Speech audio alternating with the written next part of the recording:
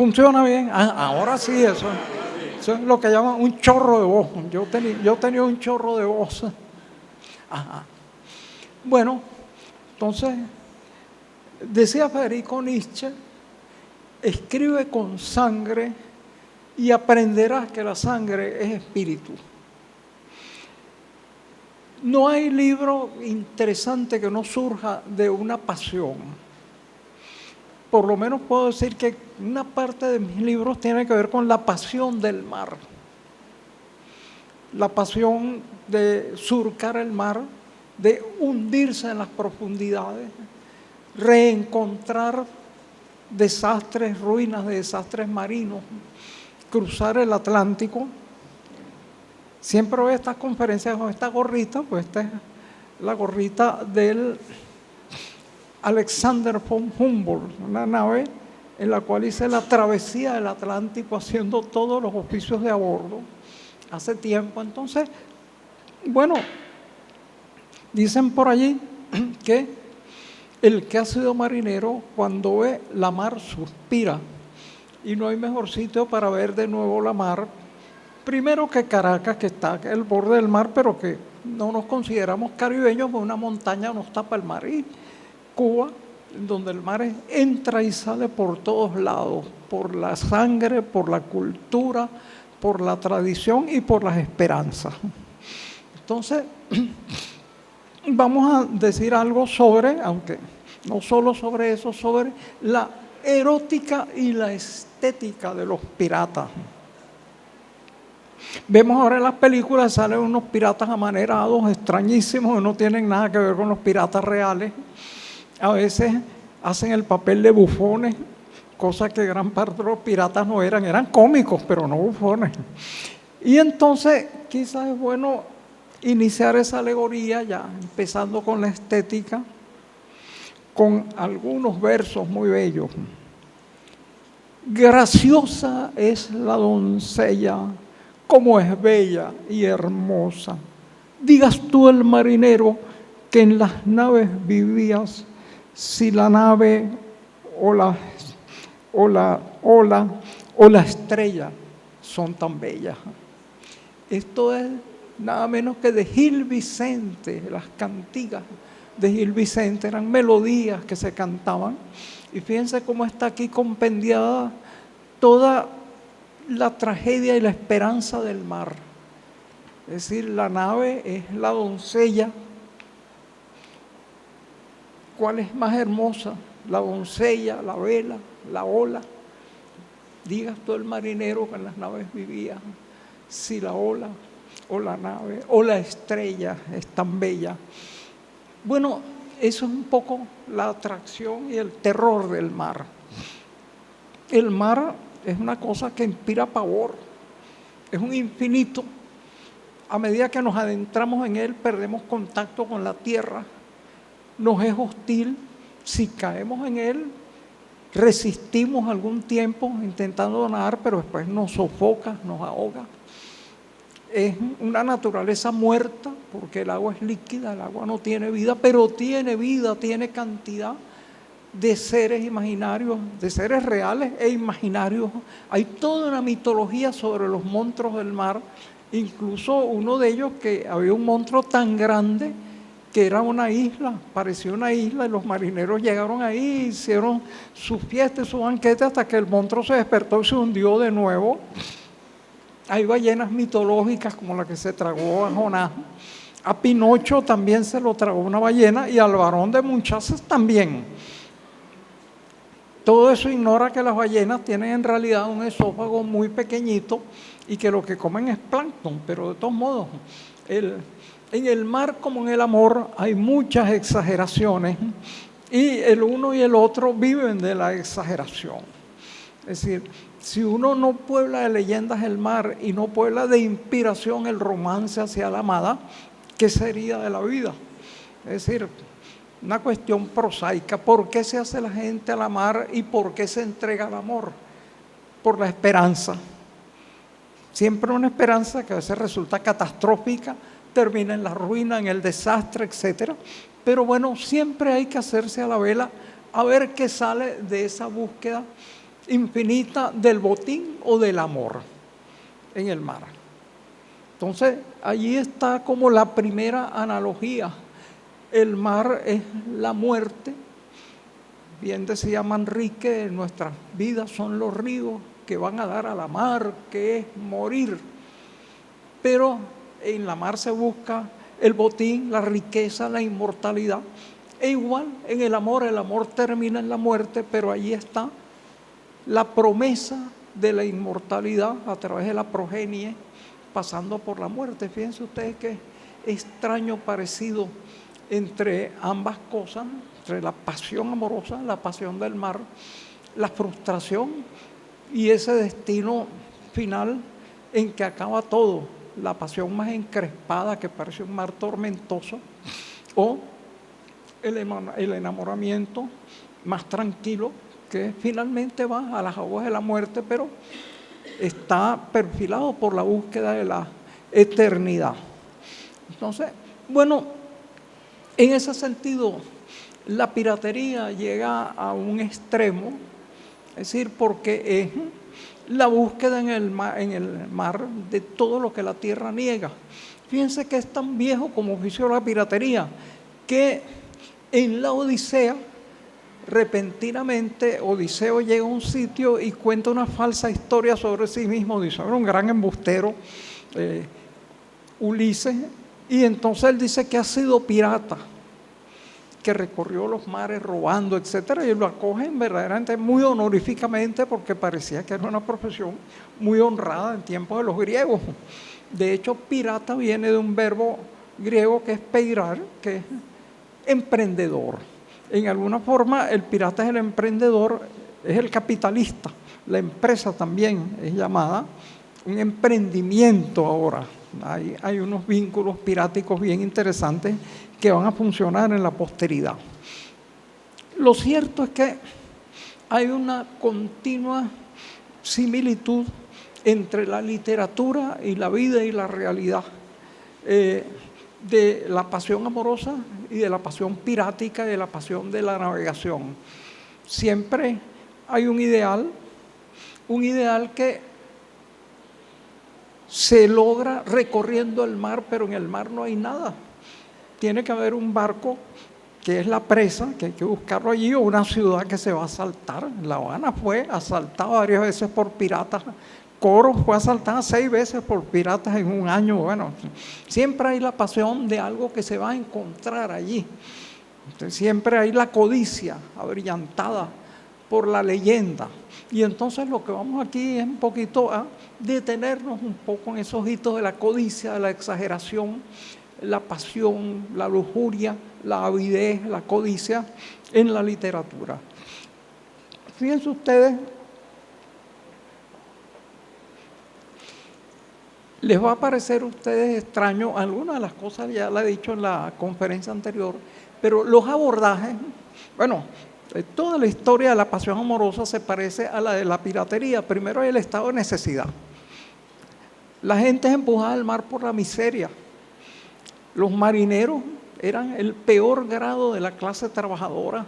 Imagínense ustedes un barco, al principio dormían tirados en la cubierta porque todavía no se había descubierto el chinchorro, la hamaca, que luego fue la base de las tripulaciones. Pues como no, pobres dormían en la cubierta, sometidos a la intemperie, al frío. Era el trabajo más miserable, 24 horas sobre 24. La mayoría de los marinos de la época clásica eran reclutados a la fuerza. Ustedes iban partidas por ahí, emborrachaban a la gente, y cuando la gente se despertaba de la borrachera, estaba encubierta, sometido al régimen de esclavitud casi de los marinos, o los emborrachaban y entonces los hacían firmar un contrato y los entraban. Entonces casi la tripulación, fuera de los comandantes de las naves o los que armaban la cosa, en gran parte eran empujados por la miseria o el engaño. Como también a veces la gente es empujada por el amor. Siempre hay su componente ahí de tergiversación y de trampa. Y entonces, para que ustedes vean esa similitud, hay unos versos de Walter Raleigh, que por cierto, lo que era el madrigal favorito de la reina Isabel de Inglaterra. en cada tripulación había músicos. Eso era indispensable porque la monotonía de las travesías y la dureza de las faenas enloquecía a la gente. Si no había músicos ahí que cantaran, y además las faenas tienen que ser ritmadas con la música. Jalar velas, levar anclas, subir, mover los timones, todo eso. Entonces necesitan una música marinera y por eso hay un curioso matrimonio entre la música y el mar. Ahora, los abordajes eran también definidos con música, igual que las batallas terrestres. Mucha gente desconoce que en Venezuela, cuando apenas los ejércitos se empezaron a conformar, había bandas de música que tocaban contradanzas para el combate. Por eso todavía dice, ahí se formó la contradanza, es decir, porque viene un combate tremendo. Ahora, fíjense ustedes lo que era una de esas contradanzas de combate con las cuales Silvio Terrales amenizaba sus abordajes, ¿no? Pues, un abordaje sin música era muy aburrido. Entonces, dice él, Fortune back through my grip and grit and noise.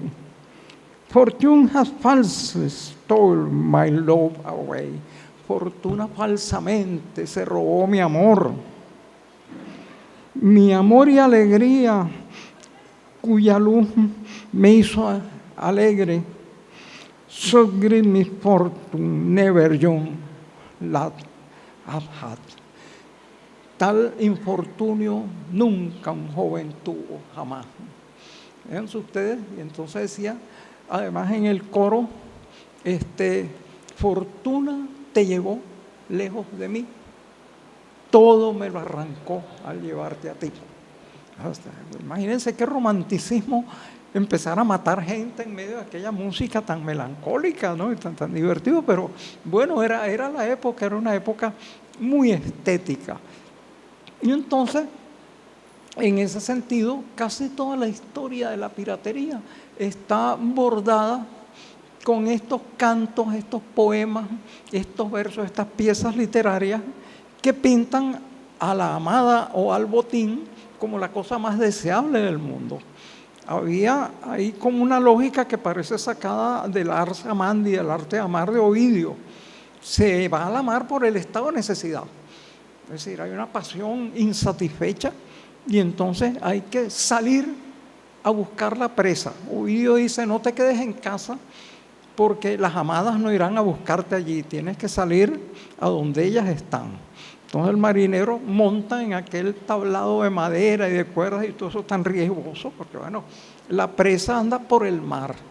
Ahora, creo que hacía mención en la conversación anterior cómo aparentemente las naves tienen que cuidarse en el mar las unas de las otras. Es decir, en el mar, esa es la tierra de nadie, porque no hay tierra, no hay leyes. La gente se persigue unos a otros, igual que en el amor. Exactamente la misma cosa. Pero las naves que en principio deben huir del pirata, resulta que lo atraen. Uno ve la historia de la navegación de la época y las naves se acicalaban de una forma tal, están llenas de ornamentos, decoraciones. Las velas tenían inmensas imágenes de deidades mitológicas o de santos. Había una cantidad de gallardetes, de banderas, banderolas. Algunas servían para saber la dirección del viento, otras eran simplemente la declaración de la nacionalidad o del rey que tenían.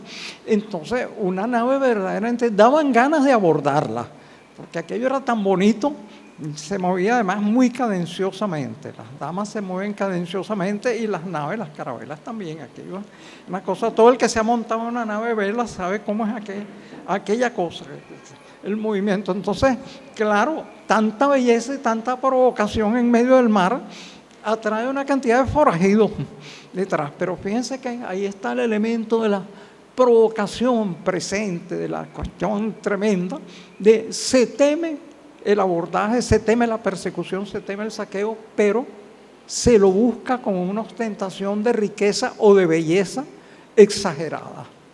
También los piratas participan de esto. Yo señalé, creo, en la conferencia anterior que el Golden Hinder, la nave que circunnavegó primero el mundo por parte de los ingleses con Drake, parecía más bien una decoración teatral.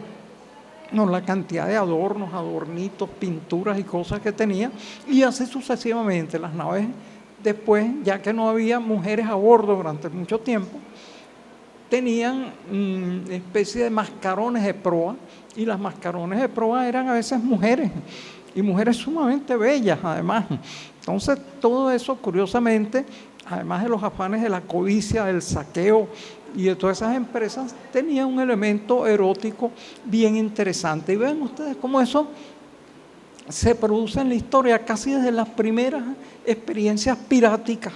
El primer poema del Nuevo Mundo de parte de los europeos, porque existía una poética inmensa de nuestros aborígenes que luego fue destruida o olvidada, pero el primer poema es el poema de Pedro de la Cadena sobre la defensa de Cubagua contra un pirata alistados bajo las banderas francesas, pero de origen español, que se llama Diego Ingenio. El individuo asalta Cubagua y entonces, bueno, le dicen, cuidado si te vas a enfrentar con nosotros.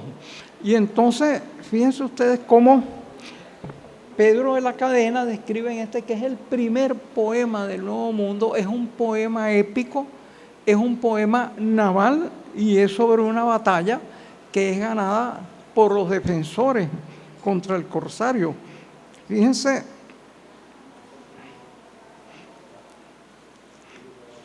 Ingenio dice que en el medio del mar se enfrentaron las dos naves con crudo rompimiento, vamos a hacer un choque frontal que parece un abrazo amoroso.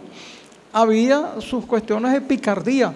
Los españoles convencieron a los indígenas que los apoyaran contra los corsarios, diciéndole que los corsarios iban a usar de ellos como de mujeres. Y entonces ante aquello los indígenas se pusieron del lado de sus opresores españoles para defender de los otros opresores. Por cierto, en una de las crónicas dice que los indígenas incluso intentaron perforar el casco de las naves porque tenían buzos muy adiestrados con el objetivo de hundir la nave del pirata, pero lo cierto es que el pirata Diego Ingenio tuvo que huir, hacerse a la mar prácticamente sin botín gracias a esa defensa honrosa. ¿Sí? Entonces, bueno, y fíjense, Juan de Castellanos, el autor de las elegías de ilustres varones de India, que es un libraco así como de 1000 páginas, en una de esas pone la defensa de los habitantes de un pueblo contra el pirata Jack Sor, un individuo muy conocido aquí en Cuba, donde, como él era protestante, asaltó las iglesias y hizo una pantomima sacrílega. Sacó un desfile en el cual había un burro con unos adornos de sacerdote y una cantidad de cosas de esas. Bueno, todas esas cosas satánicas que hacían los piratas, que les encantaban las mascaradas y ese tipo de cosas. Y entonces fíjense ustedes cómo describe Juan de Castellanos el momento en el cual hay el asalto de Jack Sor sobre Margarita. Veréis aquí y allá chocar espadas de parte vencedores y vencidos.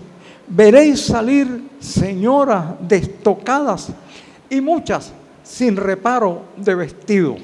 Imagínense aquella escena nocturna tan bella, alumbrada por el chisporroteo de las espadas chocando y unas cantidades de señoras destocadas corriendo desnudas porque vienen los piratas. Eso es un cuadro de una belleza plástica extraordinaria y está con motivo de esa agresión de los piratas. Ahora, fíjense ustedes, para seguir dentro de esta serie de alusiones literarias,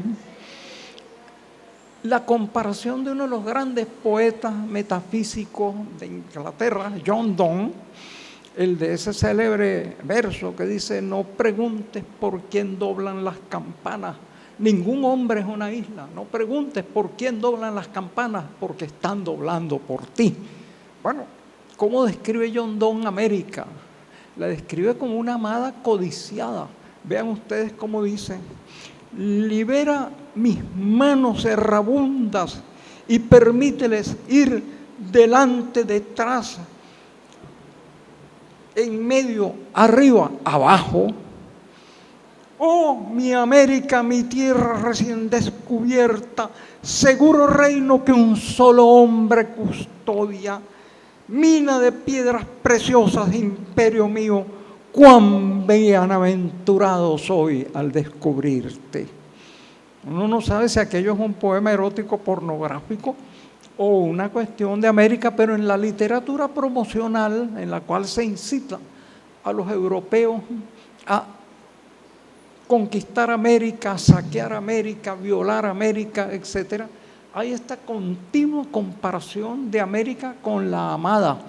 Fíjense que un hermano de Walter Raleigh que llega a Estados Unidos nombra a la tierra que descubre como Virginia, en homenaje a la reina Isabel, a quien sabe por qué tipo de adulancia le decían la reina virgen, cosa que nadie sabe porque se le atribuyen también una secuencia de amantes impresionante. Quizás ahí era la maravilla de tener una sucesión indefinida de amantes y seguir siendo virgen, como hay vírgenes también en la religión. Bueno, total, es la cuestión diferente. Entonces, vean ustedes cómo Humphrey Gilbert entonces estimula a Francis Drake. Dice: a quien por la virtud se aventurara cerca y lejos, con celo fuerte, acto sincero, fe sin miedo, inflamado por una devoción santa, paso a paso este tratado irá mostrando la vía a la fama, a la prueba del valor y el oro. También parece un poema amatorio.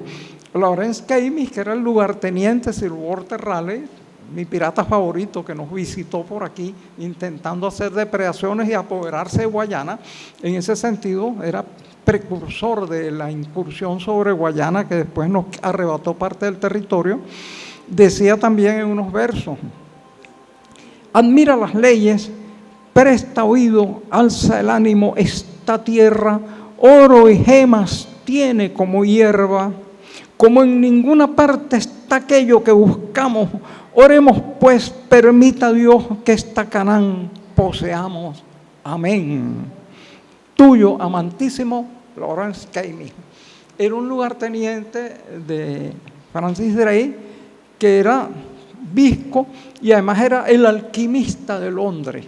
Supuestamente él dominaba la ciencia de fabricar el oro a partir de los metales viles, pero como que no le resultó la ciencia porque se vinieron a buscar el oro aquí en Guayana y tampoco lo encontraron. Había mucho oro, pero como señalé antes, lo que no tenían era una población a quien esclavizar para que buscara ese oro. Pero fíjense la búsqueda del oro y de la amada. Y vamos a ver si encontramos por aquí los textos de Raleigh sobre Guayana, que también parecen un poema de amor a un ser adorado. Fíjense cómo escribe Raleigh en el descubrimiento del bello, rico y extenso imperio de Guayana. Dice: jamás he visto país más bello ni paisaje más hermoso. Un país que jamás ha perdido su virginidad, nunca saqueado, recorrido ni roturado.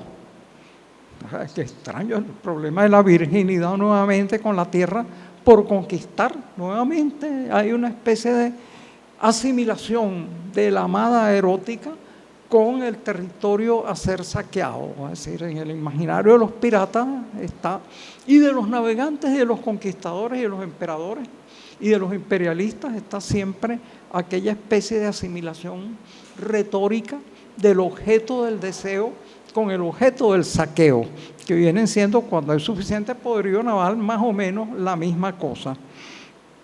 Entonces, ese tipo de testimonio continúa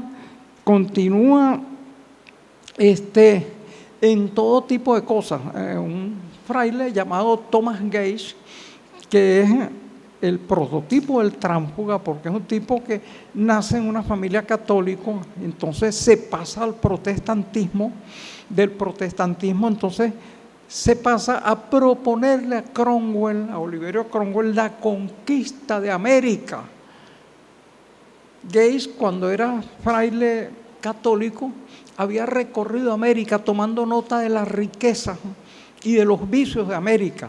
Y él decía que se peca mucho.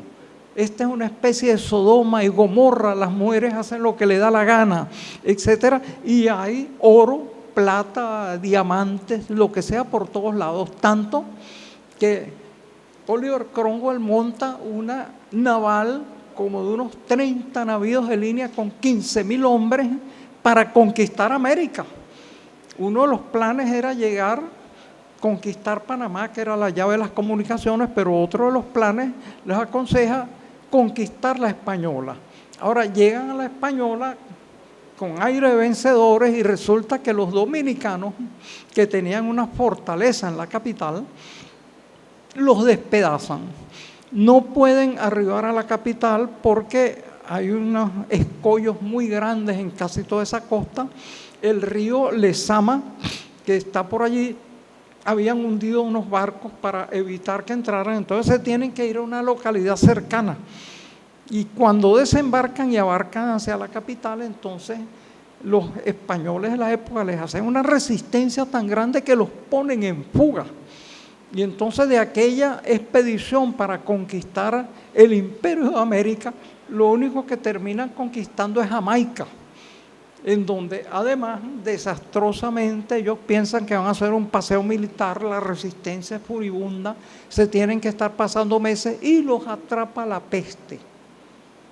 Empieza una peste, una epidemia, y el fraile, el tránsfuga, el traidor Thomas Gates muere de la peste sin haber encontrado ninguna de las riquezas que le había prometido Oliverio Cromwell. En lugar de América tienen Jamaica, pero Jamaica es importante, es clave, porque es una llave del imperio, una ciudad-puerto que le permite excursiones sobre el resto y que se va a convertir, en virtud de la esclavitud, en una de las colonias más productivas. Fíjense, no muy lejos de la República Dominicana, lo que ahora es República Dominicana y de Haití, hay un pequeño enclave en la isla de la Tortuga, no nuestra Tortuga, la de allá, que se convierte en una especie de ciudad de los piratas. Ahí llegan los piratas, la conquistan y establecen una especie de república muy sui generis. En medio siglo cambia de manos como 5 veces, porque los piratas franceses se la quitan a los ingleses la asaltan y se la quitan a los franceses, los piratas protestantes la toman y se la arrebatan a los católicos, después los católicos dan un golpe de estado, y entonces ahí hay una historia erótica bien interesante. Supuestamente había una joven que era favorita de Levasseur. Levasseur era el gobernante francés calvinista, es decir, protestante, que había dominado la isla y estaba construyendo una torre extraordinaria, una fortificación, para convertir eso en un imperio intomable. Y supuestamente por esta causa de amor, hay una conspiración contra Levasseur por esta muchacha, de su más íntimo lugarteniente llamado Thibaut. ¿No? Piensen ustedes, las traiciones siempre vienen del lado más cercano. Traidor periférico no tiene importancia.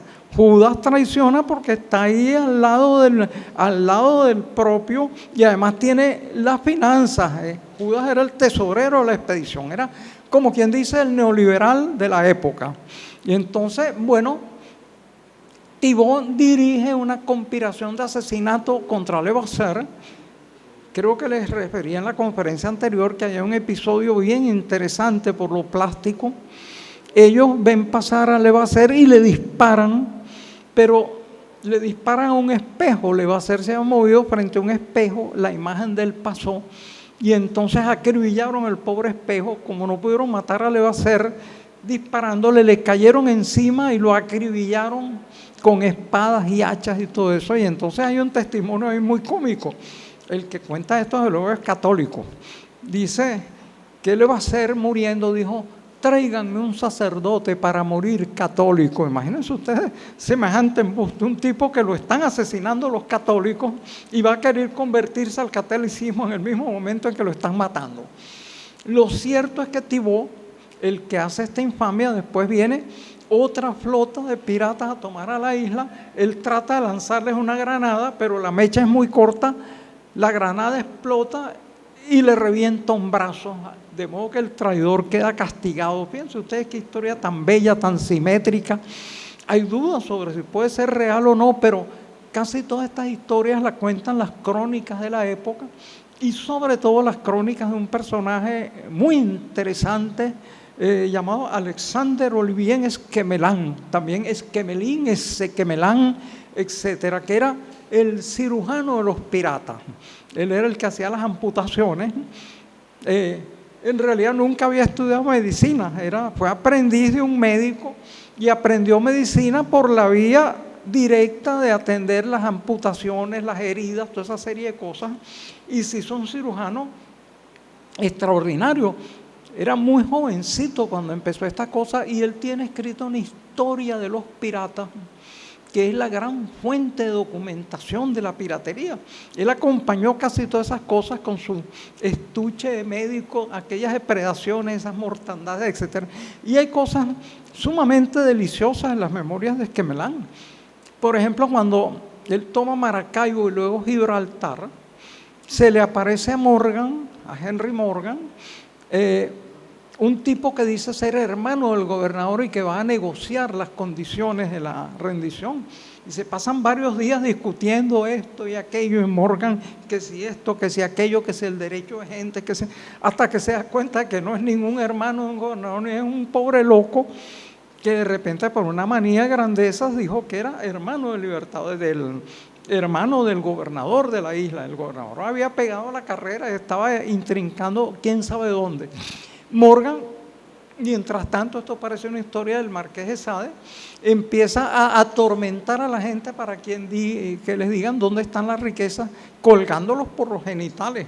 Además, y demás, Morgan después de desmentir eso, mentira, yo jamás hice esas cosas, pero el cirujano a bordo echa el cuento de toda la historia. Pero hay todavía otra cosa mucho más bella allí, es que después de que han saqueado, han robado, han hecho todo eso va a una nave capitana y de repente Morgan leva las velas, leva las anclas y echa las velas y deja abandonados a sus compañeros ahí en tierra, y entonces va hacia el asalto de Panamá.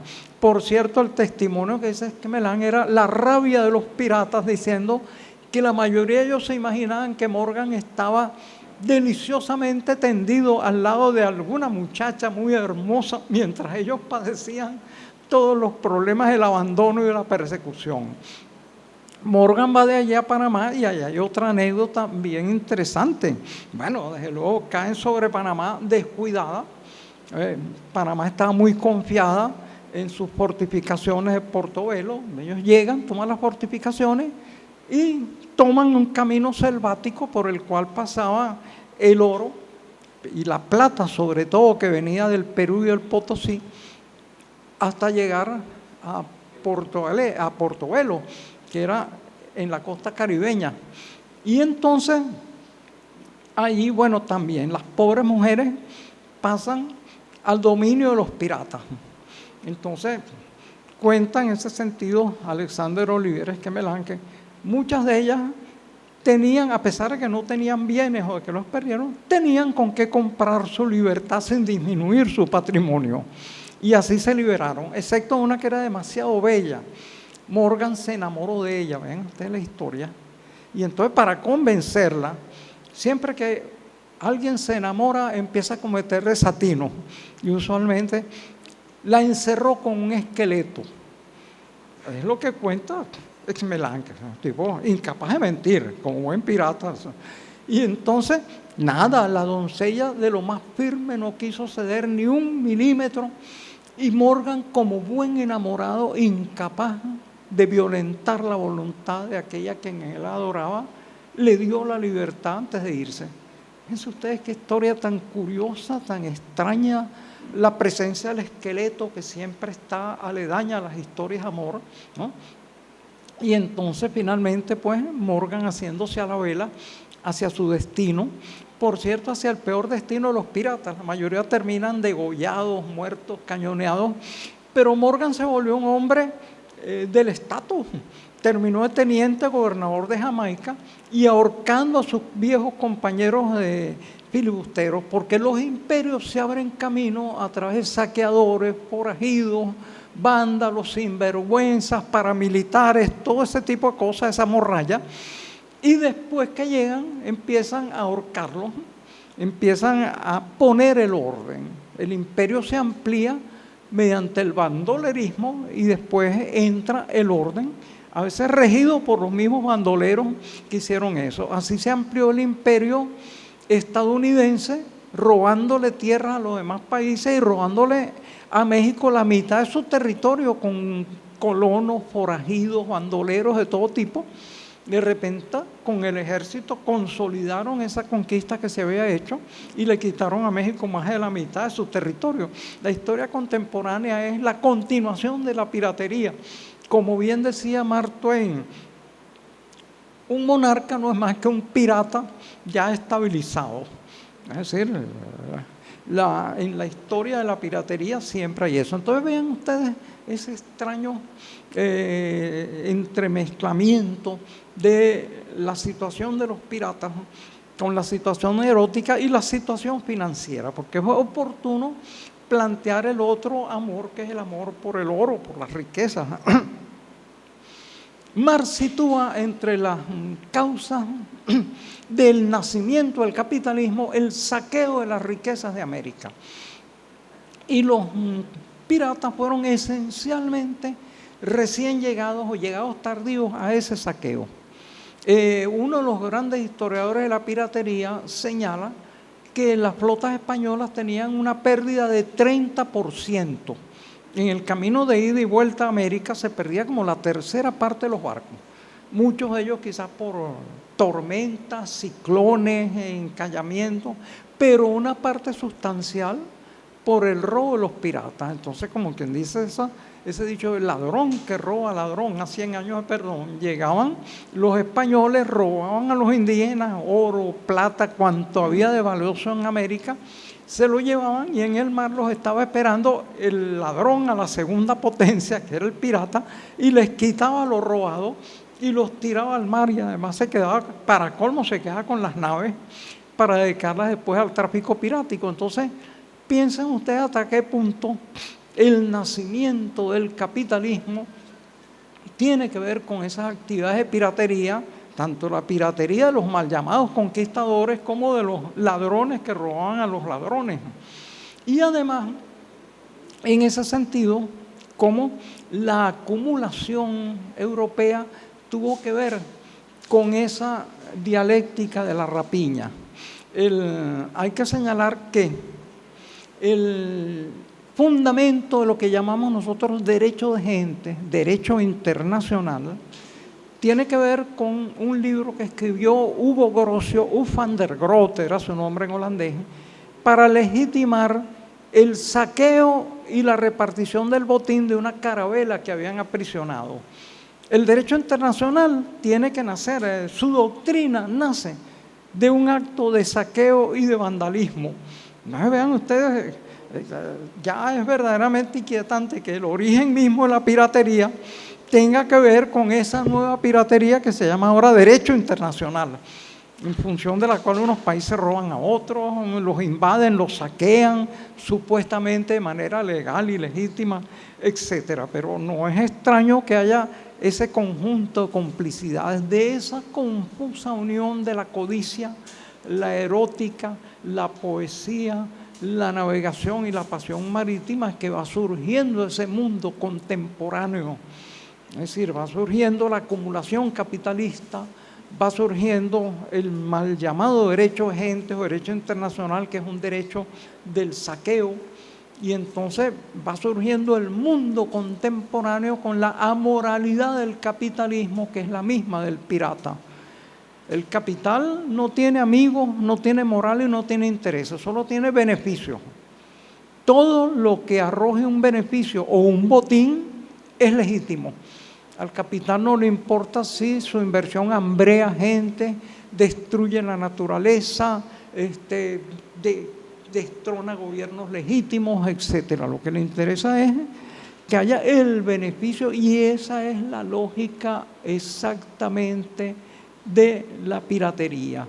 Y entonces, fíjense, para cerrar, pues yo no sé, a uno se le va el tiempo en esto si estamos ya cerca del final del tiempo acordado para la conferencia, pero fíjense lo que dice finalmente,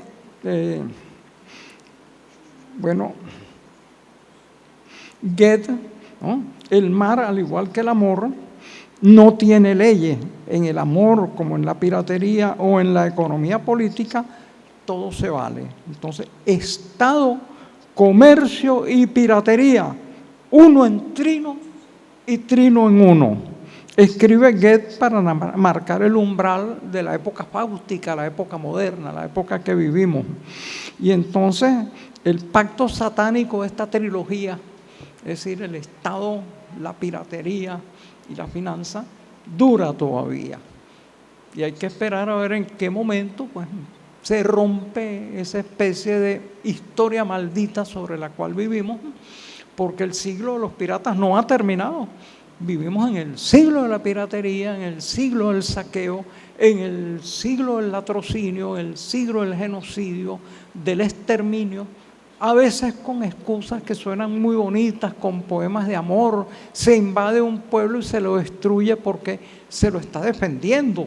Por ejemplo, como sucedió con Libia o con Irak.